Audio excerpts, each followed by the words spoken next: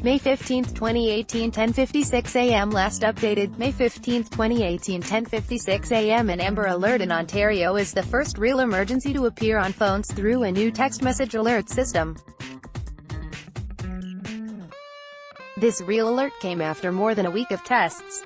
Tests for the new system originally misfired across Ontario and Quebec, with only some people receiving messages. Some cell phone users didn't receive the real emergency message at all. And the French version came through more than 30 minutes later. Not everyone is happy with how the system works. Some people even complained about receiving the alert. The new emergency alert system is also meant for natural disasters or terrorist threats. Share tweet, share email.